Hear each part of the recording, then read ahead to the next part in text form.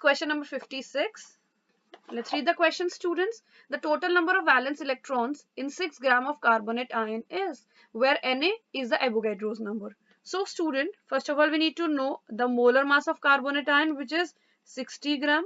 Also, we need to know the number of valence electrons present in one ion, which is equals to 4. That is the valence electrons of carbon, plus 3 into valence electron of oxygen, which is 6, and plus these two extra electrons, which is equals to 24. Now, students, it is very clear that 60 gram of carbonate ion contains 24 Na electrons. So, 6 gram of carbonate ion contains 2.4 Na electrons. That means the correct answer for this question is option number 1.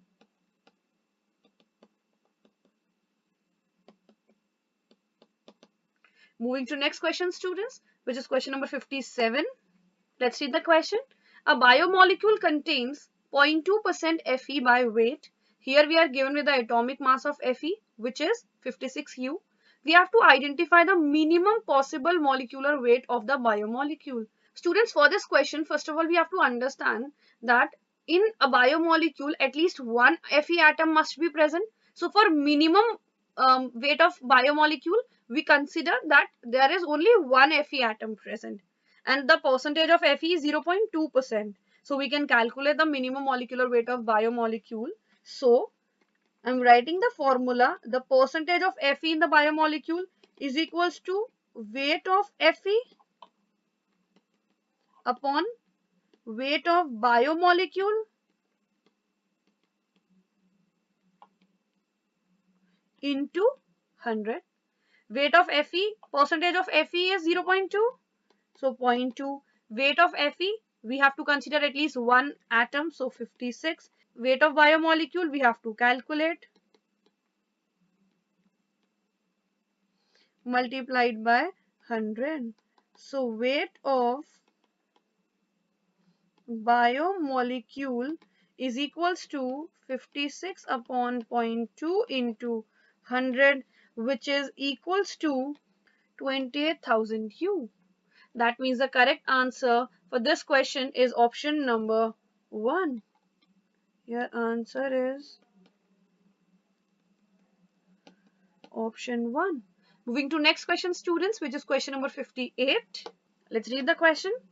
From 150 gram of urea, that is NH2CO NH2, when 3 into 10 to the power 23 molecules are removed, then the remaining moles of urea will be. So student, first of all, we convert 150 gram of urea into number of moles, and then we'll be able to identify the remaining moles. So let's calculate the number of moles of urea, which is equals to 150 upon 60. 60 is the molar mass of urea. I've calculated this. So molar mass is equals to 60 gram per mole. Now student, we can calculate the number of molecules. So number of molecules of urea is equals to 150 upon 60 into Na, which is equals to 2.5 into 6.022 into 10 to the power 23, which is equals to 15.055 into 10 to the power 23. Now let's calculate the remaining molecules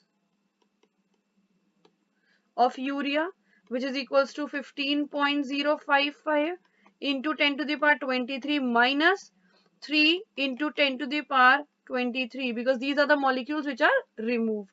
So this is 12.055 into 10 to the power 23. But we have to calculate the remaining number of moles. So the number of moles of urea left is equals to 12.055 into 10 to the power 23 divided by 6.022 into 10 to the power 23, which is equals to 2 moles.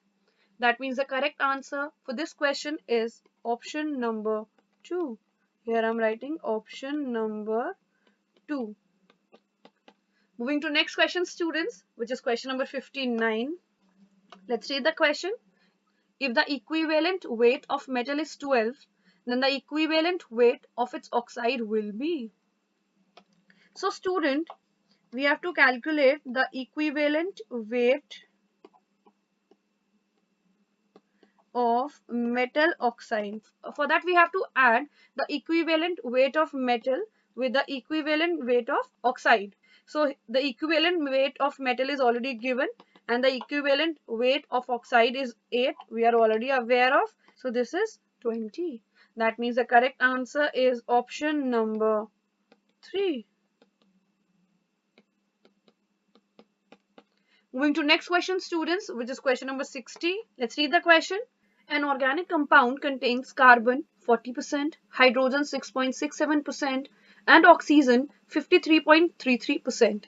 The empirical formula of the compound would be. So student, first of all, we are given with 3 elements, that is carbon, hydrogen and oxygen. Also, we are given with a percentage composition. Carbon is 40%, hydrogen is 6.67%, and oxygen is 53.33%. Student, first of all, we have to calculate the molar mass of these 3 elements. So student, first of all, let's calculate number of moles of carbon, hydrogen and oxygen. So let's calculate for carbon. 40 divided by 12, which is equals to 3.33.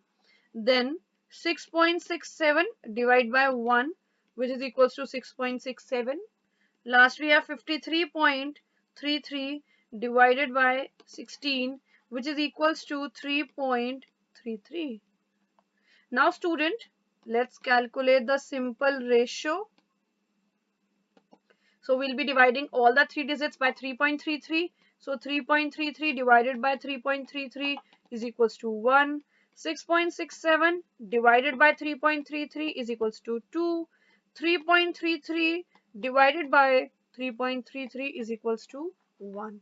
So student, the empirical formula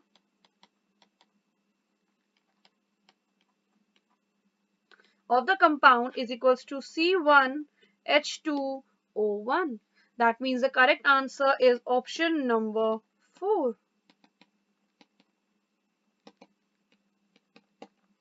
Moving to next question, which is question number 61.